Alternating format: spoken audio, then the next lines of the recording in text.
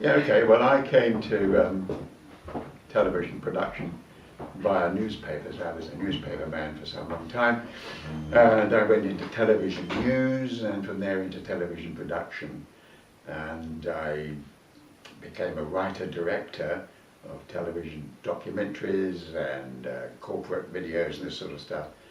And I travelled all over the world doing those things. My technical knowledge stops about 12 years ago when I made the last film, and I think that was shot on Betamax, which is long overtaken by disc and stuff like that.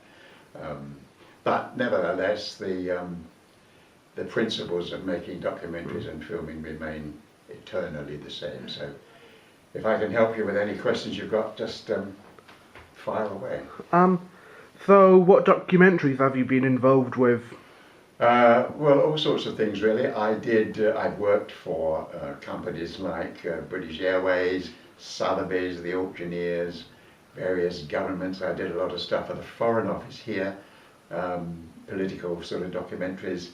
I did numbers of documentaries for American outlets, trying to explain to them why Irish people, lovely people they are, were busy shooting themselves during the Troubles. I've made films I've travelled, actually I've worked in every country in Europe and all over the Middle East and the Far East and exotic places like the West Indies and so forth, and New York and places like that. So I've covered great variety of stuff really. So what interested you about documentaries to work on them so much? Well, I came to them in a rather elliptical way. I was, as I said before, I was a newspaper man for a long time, and then I worked on the Daily Mail and stuff like that. And then I went freelance, and I wrote a number of books, and then went back into the news business via television with the BBC, television news. I was a news desk operator really. But at the same time I became interested in TV production, and I started getting involved in it by writing narration scripts for other people's films, which is a very useful exercise. And then I went to work for an American company which made sort of historical documentaries, and I actually made a series of 366 3-minute programs called One Day, and every day of the year it had 3 little clips of news events that happened on that day. Never mind the year, it was on that particular day. Look, today's what, March the 17th, so it would have 3 stories from March the 17th, maybe from 1921, 1948, 1992 or whatever. And that was very interesting because that involved a great deal of editing. Now, as you probably know, editing is about the most important element of filmmaking. Shoot what you like, you've got to cut it down into intelligent, meaningful sections. So I did 2 or 3 years doing that, and then I was offered the chance to go and direct a film of my own back in the late or the early 80s and late 70s really.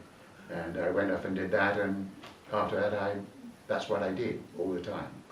So I've been all over the place, done all sorts of stuff, you know, for corporations and governments, and I just went where it took me really. So I've travelled a lot, but it's good fun. What would you say was your best documentary? The best one, probably one of the early ones I did about Northern Ireland when the Troubles were going on, trying to explain the background to it, you know, the going back to Cromwell's time when they cleared out all the Catholics and imported the Protestants, which really begins all the Troubles now. And I did that I shot that in Belfast and Londonderry and all the places where the Troubles were. And that went down very well with the American networks. One NBC, I think, took it, and they were very pleased with that. And I thought it was good because it was an interesting documentary, well shot, well scripted, and also informative. It tried to explain what was happening in Northern Ireland, which is a mystery to most people, and I was very pleased with that. I think that was one of the best I did. If you don't mind me asking this, what changes would you make to any of the documentaries you made? None. Okay.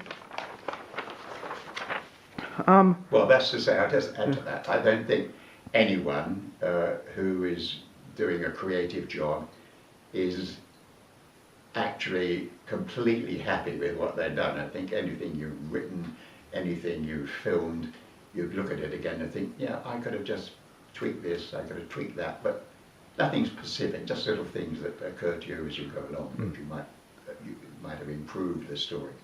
But on the whole, no, I mean, leave them where they are, I would think. Okay.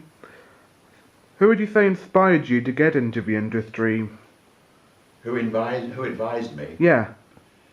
Nobody really. I just took the opportunities as they arose.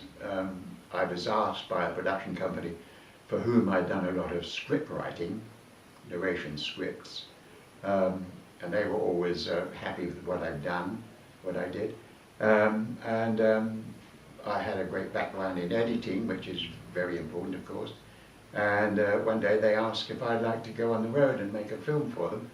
And it turned out to be the first one I did actually as a director was in Pakistan, working for the Aga Khan, whose outfit was building a huge new hospital in Karachi.